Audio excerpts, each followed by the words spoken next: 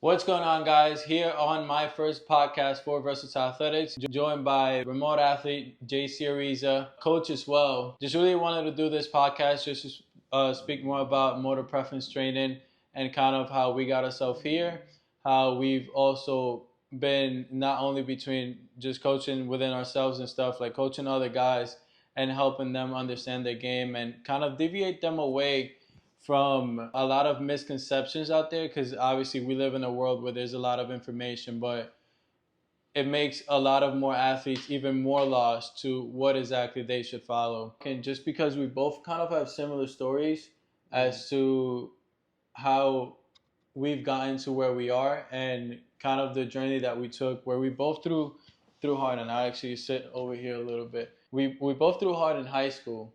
You know, we got to college, like we were these top high school guys, and we got to college and things kind of just took a road hit from there. And I don't know if you want to kind of explain first as to the road that you took, where you went up and down and, you know, a lot of things, different colleges and stuff. So Well, I just from a personal aspect, I've definitely, from a younger age, been one to ride those highs, really, really ride those highs, and then like really have those lows, right? Even to getting to that point where that you're talking about, like us being heavily recruited.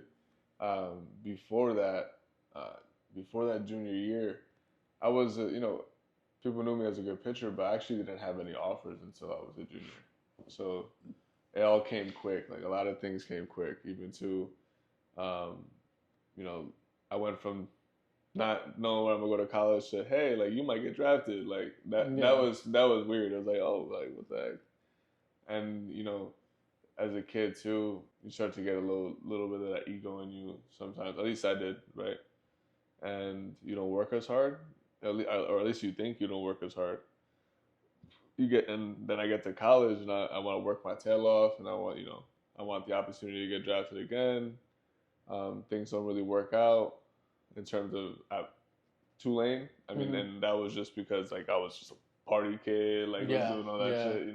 Make a lot of mistakes your first year. Yeah, but that So away from home, like 100, bro. I was in New Orleans, bro. Like I really like I had like my mom was a very strict parent, so I never had like she always kind of had me on a leash. Like I was never like able to really roam, and it's not her but having bad parenting. It was just like yeah. I was a wild kid, bro. Like what you want me to do? You know, you can like get this like to really like explore yourself, and you make a lot of mistakes, definitely, for sure, but things you definitely learn from and get after your work a little bit better. But you know, to kind of speak about your velocity fluctuations, because I know you were you able to touch 95 in high school, or Yeah, in high school, yes. I don't know how.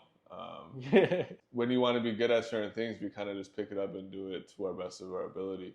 I think you said something the other day, like, oh, the people talk about how throwing is unnatural. Like, I feel like throwing is just a primal thing. You know what I mean? Like, why yeah, would we be able to throw rocks or skip things across the lake and so yeah. forth?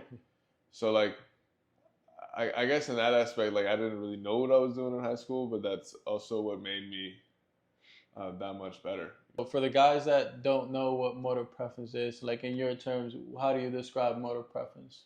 So, motor preference is, in the most layman terms possible, is whatever movements you do naturally.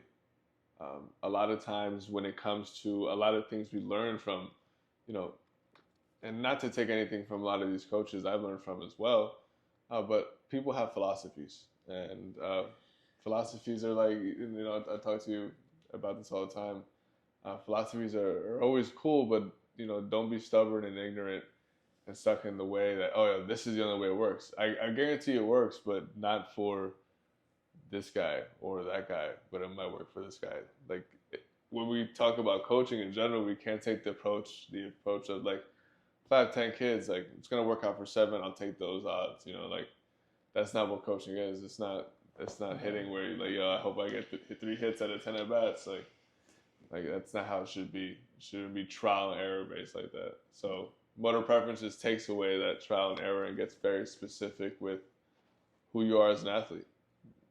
Yeah, for sure. And I think I like to say a lot, stop the guessing game.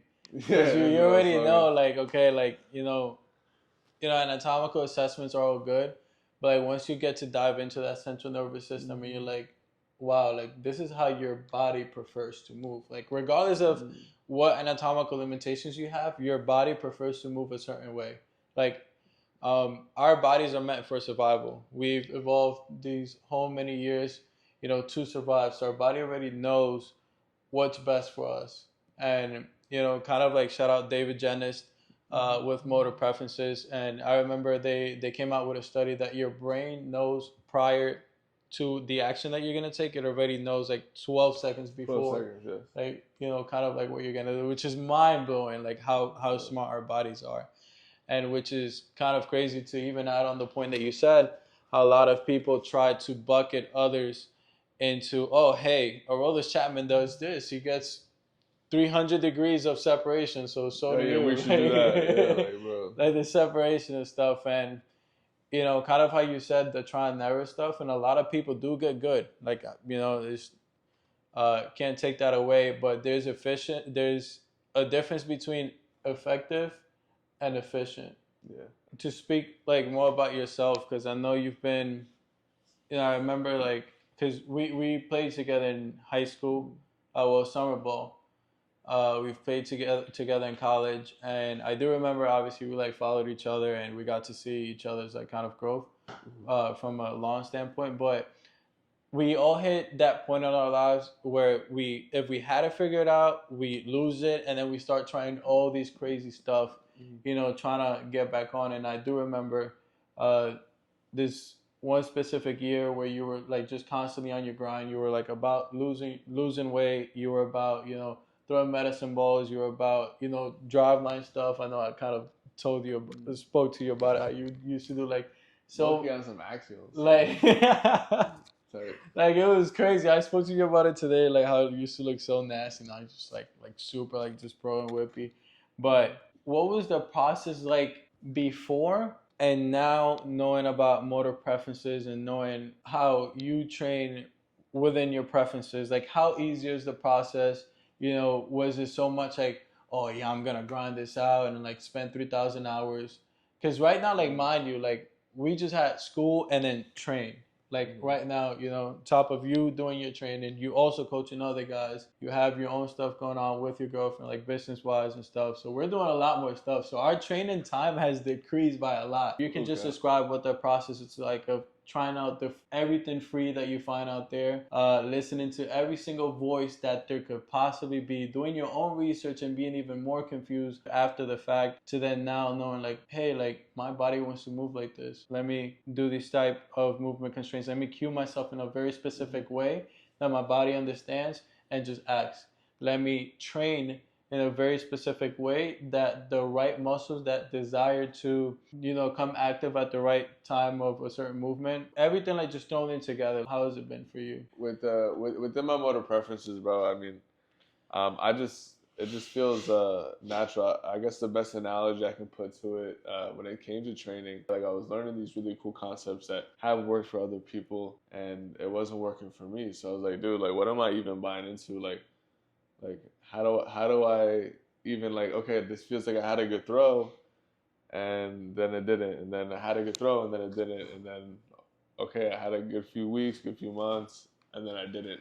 So definitely within my college career, and something I definitely want to prove within my pro career, is having consistency, because I was never comfortably in my own throw, my own profile per se, when it comes to talking about motor preferences, right? I was trying to be the guy who sat into my heel, who utilized the glute in the upper hamstring and things that are very good stuff, right? But not meant for me, right? We bring up the fact that I'm an aerial, bro, like Randy Johnson, Zach Gallen, Blake Schnell. I bring up these guys all the time, but you can see how they load to unload versus, drop and drive, right? So, yeah. And that's what we were taught, bro. That's what a lot of our coach, because it's like, that's the conventional way of thinking. That's why even training, and I don't know if you've had this experience as well, but even training terrestrials are much easier than training aerial. Because aerials don't understand that they don't need to do too much. Yeah. A lot of good points. And also, just to bring in my experiences with it. So obviously in high school, kind of your same idea where I was able to throw the 90s, got to college. I was introduced to a lot of, the conventional way of training terrestrials. And for those of you who don't know, aerials just, in simple words, just means it is a lot deeper than what it is, but your body kind of demands more extension. If you're terrestrial, your kind of body desires more flexion to an extent, just to keep it simple for you guys. But it gets a lot more deep than that.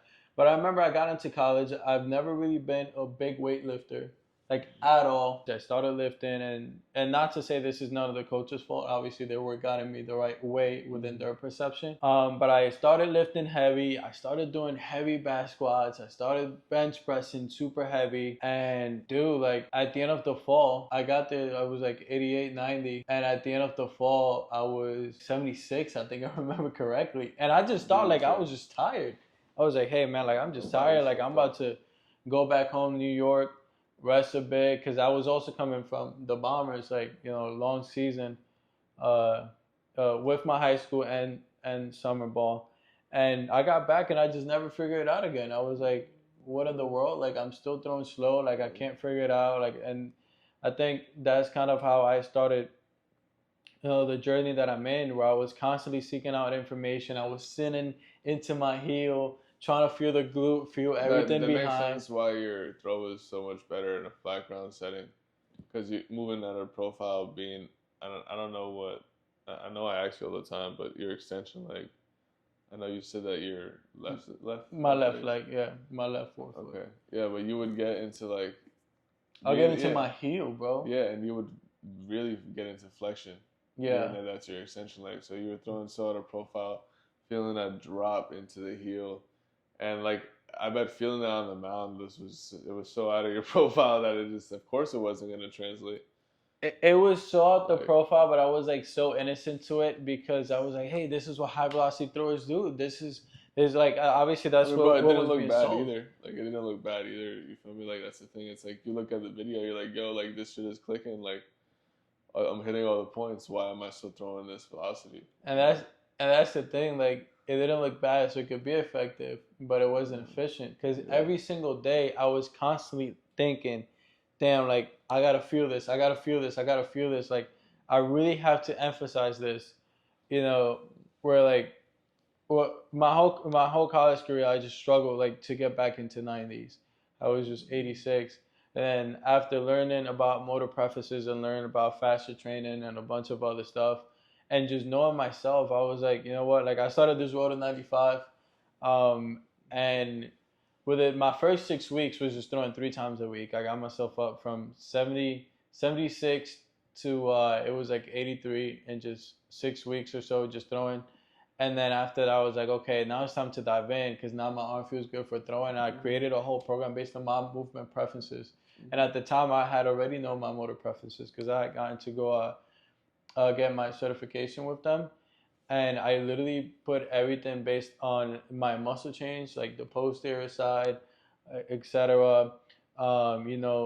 Creating more vertical jump, being more explosive. My weight, actually, I was like 207, and towards the end, I was even lighter. There's like mass equals gas. Like it just depends who you are. It could be a terrestrial guy who could be more bulky, who could be aerial. You gotta be a little bit more kind of not necessarily slim, but more fitted. Yeah, but we see. No, that's the thing too. It's like it's such on a continuum because it goes to show you even too, like the way we train. Like we talk about like kind of like the different types of training you were doing, and with understanding how the demand that is needed out of your body, right? Like I remember even too. Going back into some of the training I did in the past, like I've always did, and I think this is why I've had flashes of greatness, but overall inconsistency with my overall like art of pitching is because I would have something in my training that would help me tremendously. Like for example, with that other program I did that had aerial training, but the way they taught the throw was a terrestrial based learning. So it was like, bro, like. Which one was it? Exactly, like that's not being on the continuum. That's being like, yo, like you're literally learning two opposite. You're training for the opposite of what you're actually trying to do. So and I think that's been great. That's not only for me and my training with you and just learning it for my athletes as well, but to understand how to train each athlete and not put them in the box because everyone has their own issues. Even though we see a lot of common ones, before we talked about scapular rhythm and just posterior strength in general as a whole, right? But even then, like we know that hey, like yeah, we can do broad jumps for terrestrial and like do some jump stuff, but their stuff is more absorption. Yeah. Their stuff is more like okay, like maybe even deficit sometimes because they love the ground so much. And aerials are rebounds and maybe it's okay that they get quad dominant in their squats, right? So Yeah. I think that's the cool part about all this stuff is it literally trashes everything that people just put out there. Like, says hey, fuck biomechanics like, until you know this yeah, shit, you know? like literally trashes it. Like anything you can think of, do like even as you mentioned, like even when people say with aerials, like for guys who can't really squat too deep, like they're like, oh yeah, you just gotta elevate the heels, and then you just get down. Yeah, it's like, oh yeah, let me use my quads more. Yeah, get the out of here, bro. But yeah, it's just mind blowing. It literally trashes everything and just throws it out the window. And like even again in my stuff, like back to my road to 95, like after that, like in just 6 weeks, bro, like I literally went up from 83 to like 91. Like just purely just training what my motor preference wanted. Like something that, mind you, like I haven't been throwing. I graduated college 2 years ago, I believe it was 2022. And it just from the thought of like, hey, my body desires to move like this, and I just cut through all the noise, and I'm just like, this is what my body needs, and I just like put everything onto it. And like something else that I kind of want to target on, even with motor preference training and the muscle chains that it connects, is just the upper lower body splits. Mm-hmm. That a lot of coaches nowadays and athletes do in season. I don't know. Yeah, not definitely not in season. I think like we discussed before, only time it's acceptable is when you're probably not even playing, right? When you're doing the off-season hypertrophy instead of hypertrophy. But yeah, it's like where you're just, hey, like let's get strong as shit, right? And the infamous quote you told me, like, do you throw in a chair? So that's what. Yeah, that's what I always say. It's like, yeah, I'm going to this one spot and they program my lifts 4 times a week, 2 uppers, 2 lowers. Like, get out of here, bro. Get out of here, bro. It's like saying, like, yeah, like, do you throw one day sitting down and then the other day you throw with the feet and the upper arm is like standing? Like, your whole body's working together. Yeah. Your whole body's literally a chain of links. Coming from the posterior to the anterior, the lateral transfers, like it all connects. So like even from just motor preference training, like none of those stuff makes sense. I think even just like speaking again back to you, because we've been able to throw hard multiple times in our career. Mm-hmm. Like where we like figure it out one year, another year's down. Figure it out another year, another year's down. And this is by far like even just watching you go live yesterday.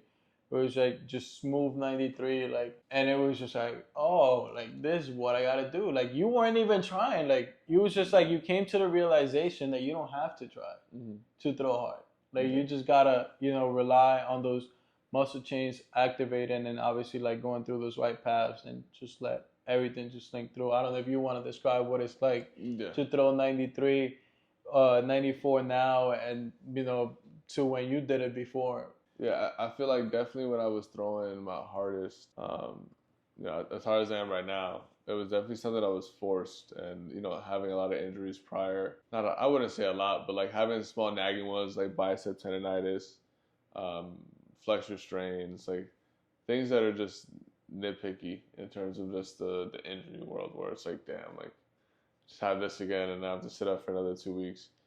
So I definitely forced the velo out of me early on in my life, but now it's more like he says, I have to be almost lackadaisical. I've noticed, just tracking different data points, like just the radar gun in general, like just being able to see where your velocity is on certain days with certain amounts of intent is very important. Me personally, if I ever go over 75%, it actually hurts me. Even to like when I'm throwing bullpens, I can't throw my hardest And maybe this will change, you know, knowing kind of like when just being used to throwing hard easy, like kind of how Billy Wagner had said it. Maybe this will change then when I have to, you know, maybe I could put more behind it. But now when I try to put more behind it or have emphasis on like, ooh, let me rip this one, I either throw the same velo or like a touch higher with with way more energy output than I would have on the same velocity fastball, uh, or a couple ticks down. You know what I mean? So it just, who cares? Like for me at this point, like in terms of like, yo, like I'm not gonna try to throw as hard as I can. I'm just gonna let my adrenaline take over when I'm in game, and that's when my higher velocities really come out. Yeah, dude. Like I just feel like it's like in terms of fatigue too. Like when you're throwing at 75%, like I feel like you can throw forever. Like, Yeah, you can come back the next day and just do it again. That's definitely, and it's just like speaking about efficiency. Like, you know, you were effective before, but now you're efficient. We're like, hey, like, yeah, I could do it, but I'm being forced to a different path that I don't like. But now I'm efficient, so that means I preserve a lot of energy, but produce a higher output. Which is like 100%. You're on economic, but you're driving on sport. No, It's like 100%, kind of bro. like what it is. 100%. Even to like like having to compensate, like when I did have great games in college, like I tweaked and stuff, and I'm a competitor, but bro, it's because like everything was working that day, and I was painting the brush, like I was really like Picasso, like my slider was hitting the corner, my fastball was going in that same tunnel, and even though it was 88, 89, touching 91, they wasn't fucking with it because it was like, yo, like this guy can pitch, right? Now it's like, yo, this guy can pitch, and looks like a flame is coming out of his arm, right? Yeah. So, it definitely, you know, it gives me more confidence too, because I think it's safe to note as well with my throw, I've been someone who's had a lot of two seam sink, and now I have a lot of two seam vert. Yeah. So, Yeah. like, and that goes to show you how much my throw has changed. I know that I'm always gonna have that natural tail. I'm no Paul Skeens, but you know, Paul Skeens also has that natural tail. We obviously see a lot of pitchers that have that natural tail. I just know if I'm throwing the ball well, if it's rather than, unless I want to, you know, sink or two seam, the two sink. Yes, two sink. So. No, absolutely. What has been like the biggest like whoa? Like I wish I would have known this sooner. I guess understanding the, like, I wouldn't even say the movement dial within our feet, but just like understanding forefoot or heel or both. Right? There's been a big change. And that might like sound a little weird to you guys, but like I think of the energy flow between, like, since aerials are supposedly like don't really load the ground heavy. I think like the energy between both my feet as like a ping pong machine going like back and forth. Like that's like my flow of energy. So like knowing that all my energy is like a rebound of energy that's forcing onto something else has made like just producing force so much easier, because like I said, like I'm just lackadaisical when it comes to it. So like I'm just like, and I'm just riding the slope until it's time to go. Right. So I don't know what else is to come as much as I get stronger and so forth. But I don't see myself not hitting a lot higher velocities. Yeah, no, I absolutely, definitely agree to that. Just to kind of like throw myself on the same question. When I think of now that I know about motor preferences and stuff, like one thing that's like probably awakening to me. Once I look back into my career, I'm like, damn, I never had to do a lot of the new trends. Like never had to do a lot of new trends. I was never a big lifter. Like I'll lift here and there, don't get me wrong, but what worked for me was doing, because from just growing up in the Dominican Republic and then growing up in New York City, I had a lot of the Dominican kind of heritage training, where it's just a lot of long toss for myself, sprints, medicine balls, jumps, like just being super elastic, and that's just something I really correlated to my motor preferences. And I just get to college and they're all talking about like, hey, like get strong, you gotta be big. Mass equals guys. I'm like, whoa, like. But what is something that you would like to tell, you know, a lot of athletes out there that are lost or are just profound. Looking up the newest trend, working with the highest place in baseball because they're this and they're that, or they're just caught looking up free information. They're just caught, not getting playing time because they're just not good enough. They keep throwing slow. They're like really behind. Like what would you suggest for those guys? I mean, we talk to these guys a lot, and me and Anthony both have remote training businesses, and we get a lot of potential clientele who end up wanting to work with us and end up seeing the results because of what we have to offer. It's just look for like the level of care, right? We see it in there's no need to name drop some of these training guys within the social media world. However, I've heard stories of people not answering for 48 hours, and not even for 48 hours. Like, look for somebody who's always going to have their stuff in there for you. They shouldn't be bad at communicating, right? They have so many people that do different jobs, like that they don't have to have people that wear multiple hats. So just look into like the level of care into each program. Like, see if like the coach really gives a fuck about taking care of you, like. That's the biggest part of it, right? Like, yes, obviously, like you want to have a good program, right? But make sure you care. Second, make sure that it's specific to your needs. Like, you can't go into a program because it works for Joe Schmo. Like, nobody really cares about, well, you guys all care. Like, oh yeah, Mike Trout did this, or Felix Bautista did this, blah blah. Like, or even just speaking about hitting, like, oh yeah, Aaron Judge. Like, he did all this bullshit. Like, you're not 6'7", 250 pounds, bro. Sorry, it's like 280. What am I saying? It's huge. Yeah, definitely be very specific with the way you need to train, and if you don't know what to do in terms of that, that's why there's guys like us, right? There's guys who can guide you in that direction to know what specifically works for you. And third, just a very good framework, something that's very organized, right? You don't want to be doing something that like someone has on sheets, and not to shit on people who have sheets, because we have, that shit had to be done at first, right? If you don't know any better, it had to be done. Not to say that your program isn't good because it's on sheets, but typically guys who take their shit serious, take their shit serious. Yeah, you know what I mean? Like, at least for me, I don't play around. Anthony doesn't play around. So he's on both. He has 2 apps. So.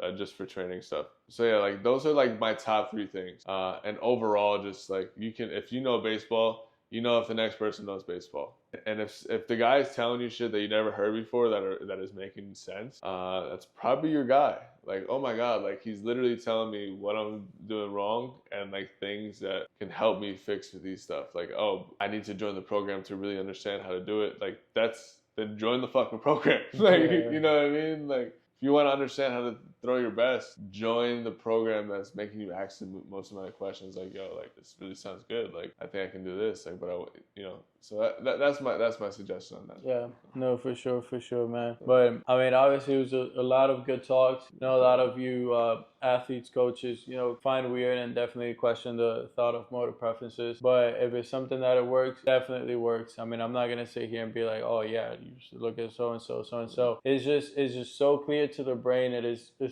such a connection between the mind, body, and soul, literally. Like so. But yeah, man, definitely a lot of good stuff. First podcast by Versatile Athletics, joined by JC Ariza, and also founder of NST. So thank you though for joining me and definitely making this first podcast. We definitely spoke about a lot of good stuff, and I think a lot of athletes who were definitely in our position, whether you had it and you found it, whether you had it and lost it, whether you recently just found it and now you're like, what's next? Or, speak about a whole different scenarios. But motor preferences is definitely the answer to a lot of these things. And it's definitely the next thing up. So stop the guessing game.